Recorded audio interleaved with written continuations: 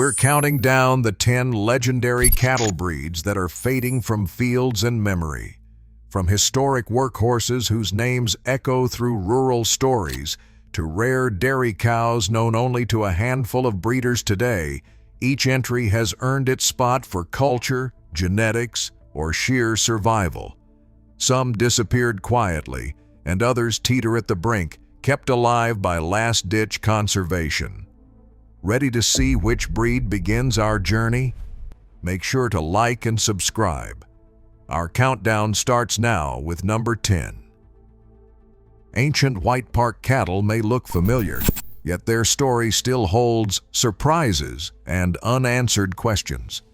You might recognize the white coats and dark points, but you may not know how close they came to disappearing from British farms.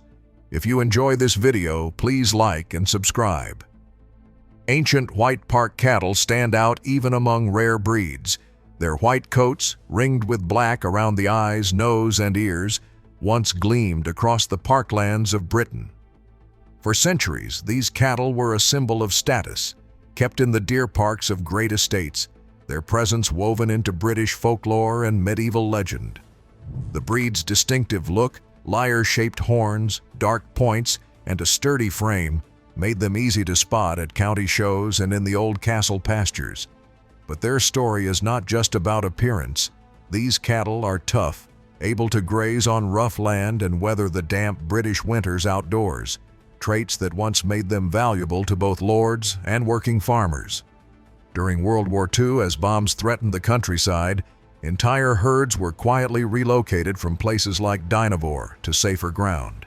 That wartime rescue may have saved them from vanishing altogether. Even so, the post-war years brought new challenges. Modernization and the push for faster-growing, higher-yield breeds left the White Park on the margins.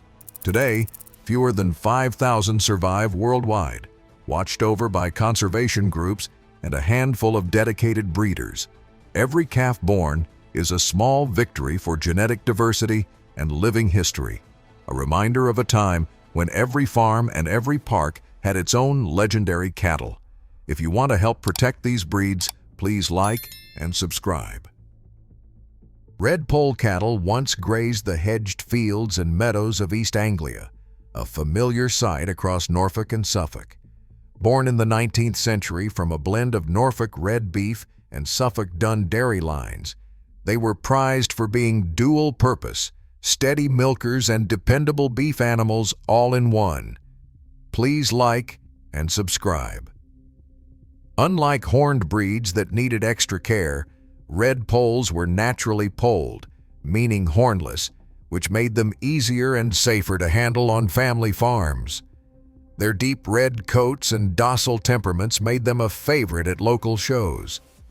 Records from the Royal Norfolk and Suffolk shows list classes packed with red poll entries through the mid-20th century. But as specialized dairy and beef breeds took over, red poll numbers plummeted. Herd book registrations fell from nearly 6,000 cows in the 1920s to just 524 in recent counts. Despite the decline, breeders still remember their easy calving, strong fertility, and ability to turn rough grass into good milk. The Livestock Conservancy now lists them as a breed of concern, a reminder that even the most practical, well-loved cattle can slip toward the brink when market trends change. For those who keep them, every calf born carries the memory of a time when versatility and gentle nature mattered as much as yield. If you care about preserving rare breeds like the red poll, please like and subscribe to support conservation efforts. On the island of Guernsey, farmers once prized a cow whose milk poured gold into their buckets. Where did those herds go? If you enjoy this series, please like and subscribe.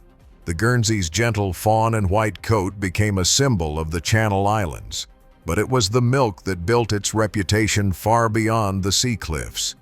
This was milk with a difference, thick and golden and rich in butterfat. It was high in beta-carotene, which gave it that famous yellow hue, and it carried a high frequency of the A2 beta-casein protein. which some people say makes it easier to digest. For a time, the Guernsey was the family cow of choice, especially in the United States. In 1930, nearly 44,000 Guernseys were registered with the American Guernsey Association. Today, that number has collapsed to fewer than 4,000 a year. The fall was not gentle. As American and British dairies chased higher yields, Holsteins took over the barns, their black and white hides becoming the new face of commercial milk. Payment systems rewarded volume, not the butterfat or the golden color that once set Guernsey milk apart. Old butter wrappers and cheese labels still bear the Guernsey's image, a reminder of a breed whose value was always in quality, not quantity. Its future now depends on the small circle of breeders and artisan dairies who still believe golden milk has a place at the table. If you enjoyed this story, please like and subscribe. Lincolnshire's rolling fenlands once echoed with the low calls of cherry-red cattle, their broad backs and steady pace a fixture on every mixed farm. The Lincoln Red, with its deep, uniform coat and powerful frame, was bred for hard work and adaptability, hauling plows through heavy soils, producing milk for the household, and finishing well on grass alone. Early photographs show teams of Lincoln Reds pulling wagons of sugar beet across waterlogged fields, their resilience earning them a place in local memory and the agricultural fairs that dotted the county calendar. If you enjoy this series, please like and subscribe. But the story of the Lincoln Red is now a story of division. As the 20th century wore on, pressure to compete with imported beef breeds grew. In the 1970s and the 1980s, the Lincoln Red Cattle Society launched a breed development program, inviting continental bloodlines to shape a faster-growing, leaner animal. Many breeders embraced the change, but a small group refused, determined to preserve the old uncrossed lines. This internal split created two populations: the modern improver Lincoln Red, bred for the supermarket, and the traditional or original population, kept alive by a handful of purists who resisted the tide. Today, the original Lincoln Red is listed on the UK Rare Breed Survival Trust watch list in a high-risk category, with only a few hundred breeding females thought to remain. Their genetics, unmixed, hardy, and proven on wet fenland, are now at risk of being lost forever. For those who remember the old teams and the pride of a cherry-red herd, every calf born to the traditional line is a small act of preservation, a living thread back to the days when cattle were bred for more than just the bottom line. If you want to help protect breeds like this, please like and subscribe to support preservation efforts. A single glance is all it takes to spot a Dutch-belted cow in the pasture. The bold white band wrapped around a jet black or deep red body is as unmistakable as a painted stripe, a living link to centuries-old Dutch farmsteads. Known as Lakenvelder in their homeland, these cattle arrived in America in the 1800s, quickly gaining a reputation for steady milk on modest grass. For generations, small dairies and family farms kept a few belted cows, their unique pattern a source of pride at local fairs. Yet what once set them apart has now become their vulnerability. When Dutch-belted cows are crossbred, that signature belt often vanishes in the very first generation, erasing the breed's identity almost overnight. If you enjoy these stories, please like and subscribe. Today, the numbers are stark. The Livestock Conservancy lists the Dutch-belted as critical, with only a few hundred breeding females left in all of North America. The Breed Association's census paints the same picture. Most herds are tiny, and many counties have none at all. In the Netherlands, only a handful of conservation and hobby herds remain, a shadow of what once was. Without purebred calves, the belt disappears, and with it, a piece of dairy history slips further from view. For smallholders who value pasture-based dairying, and for those who remember the old belted cows in the field, every registered calf is a quiet act of rescue. The fate of the Dutch belted now rests on a razor's edge, held in place by a few dedicated breeders and the rare sight of a white band circling a dark hide. If you want to help protect breeds like this, please like and subscribe. Fifth on our list is the milking shorthorn, a legendary breed that once did almost everything on mixed farms. What happened to those cows that could pull a plow, fill a milk pail, and raise strong beef calves? You are about to find out. If you enjoy this video, please like and subscribe. Milking shorthorns once defined the look and rhythm of mixed farms from the valleys of Yorkshire to the backroads of Ohio. In the 1800s, they became the world's first systematically improved cattle. Their red, white, and roan coats, a familiar sight on both sides of the Atlantic. Farmers called them the all-rounders, cows that could pull a plow, fill a milk pail, and raise a strong beef calf, all from the same pasture. The all-rounders' reputation summed up their usefulness. This tri-purpose legacy set the milking shorthorn apart, making them the backbone of early dairy, beef, and draft work for generations. But the story of the milking shorthorn is now one of division and diminishment. As artificial insemination spread and breeding programs chased ever higher milk yields, many herds were quietly blended with Holstein and other commercial bloodlines. The result was a modern composite type that fills the bulk tanks but leaves the original heritage shorthorn nearly invisible. Today, the Livestock Conservancy lists the true native milking shorthorn as threatened. In the United States, fewer than 245 pure heritage animals remain, down from several thousand just 50 years ago. The old herd books now contain more crossed lines than pure ones, and each registration of a native shorthorn calf is a rare event. For the few breeders who hold out, every cow represents more than genetics. It's a living memory of when cattle were expected to do it all, and a warning about what is lost when modern selection pressures erase whole branches of the family tree. The heritage milking shorthorn stands as a testament to versatility and resilience, yet its future hangs on a thread as genetic dilution and market forces continue to squeeze the last of the originals from the pasture. If you want to help preserve breeds like this, please like and subscribe. Coming up, number 4 on our list is the Kerry, a small dark cow from southwestern Ireland. What made her essential to hill farms, and why is she slowly vanishing? If you enjoy these stories, please like and subscribe. Deep in the hills and bogs of southwestern Ireland, a small dark cow has grazed for centuries, quietly shaping the landscape and the lives of the people who depended on her. The Kerry is one of the world's oldest dairy breeds, known for her compact size, glossy black coat, and ability to thrive on rough upland pasture where other cattle might falter. For generations, these cows were the heart of small Irish farms, producing rich, creamy milk from land that offered little else. Their milk-filled butter churns and cheese presses from County Kerry to distant corners of the Irish diaspora, a living link between rural families and their roots.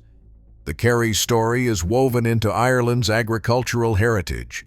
In the 19th and early 20th centuries, herds dotted the hillsides and appeared in poems, songs, and folklore.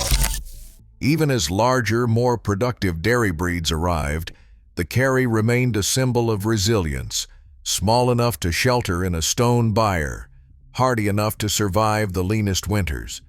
But as modern dairy systems demanded ever higher yields, the Kerry's numbers dwindled.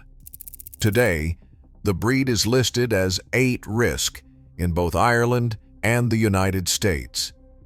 The Kerry Cattle Society, founded in 1917, works to keep the line pure, but global numbers are estimated at just a few hundred breeding cows. Outside of Ireland, only a handful of conservation herds remain, mostly in the United States and the United Kingdom, where Irish emigrants and rare breed enthusiasts strive to keep the bloodline alive.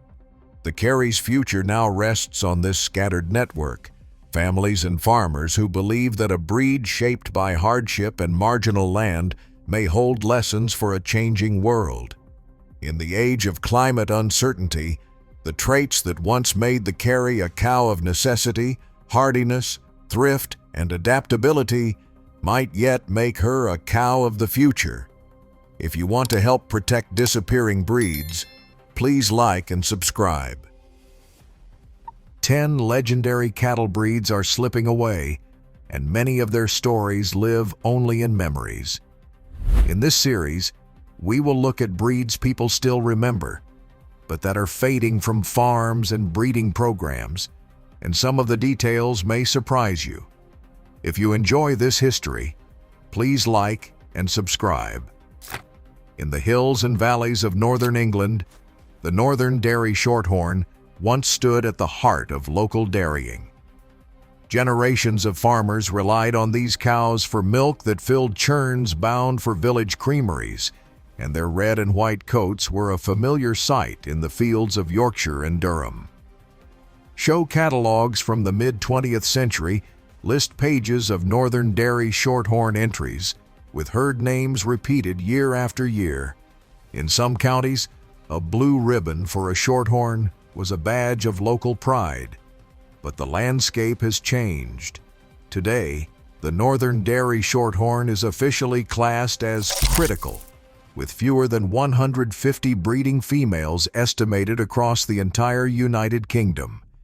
The herd book, once the backbone of regional dairy identity, now registers only a handful of calves each year, sometimes just single digits. In many years, the register is almost dormant, kept alive by a few determined breeders who refuse to let the line disappear. At local shows, classes that once drew a dozen entries now struggle to fill a ring. Some catalogs list only 1 or 2 Northern Dairy Shorthorns, or none at all. The collapse of regional herd books is not just a matter of numbers, it is the unraveling of a local dairy culture, where every farm had its own history and every cow had a place in the story. As dairy consolidation sweeps away small herds and blends local lines into national averages, the genetic pool narrows. For the Northern Dairy Shorthorn, the risk is not just extinction, but the loss of an entire way of farming, one that valued resilience, thrift, and a deep connection to place. What remains is a living archive, held together by a handful of breeders and a registry that keeps ticking, even as the world moves on. If you want these stories to survive, please like and subscribe. In the quiet corners of New England and the Mid-Atlantic, there is a breed whose story reads like a vanished chapter of rural life. The milking Devon was once the ultimate all-purpose farm cow, deep red, sturdy, and famous for doing the work of 3 animals in one. On early American farms, Devons pulled plows, hauled stones, and filled milk pails. Their teams of oxen were known for their sure-footed strength and calm under yoke. Even as late as the 1940s, the sound of Devon oxen at work was a staple of the countryside. Their broad foreheads and gentle eyes, a familiar sight on stony fields and village roads. If you enjoy this look at lost breeds, please like and subscribe. Everything changed with the arrival of the tractor. After World War II, mechanization swept through rural America, and the need for oxen vanished almost overnight. Tractors could work longer, faster, and did not require pasture or winter hay. The age of animal-powered farming ended so abruptly that whole herds of milking Devons were sold off, and their numbers plummeted in a single generation. By the 1970s, the breed registry counted only a few scattered herds, with annual registrations dropping into the low hundreds, a number that has barely improved since. The once common sight of Devon oxen at fairs and field days became a rarity, remembered mostly in black and white photos and the stories of older farmers. Today, the milking Devon survives thanks to a handful of living history farms and dedicated breeders who keep small herds as living artifacts. The American Milking Devon Cattle Association records show just a few hundred animals registered each year, most of them part of museum or demonstration teams.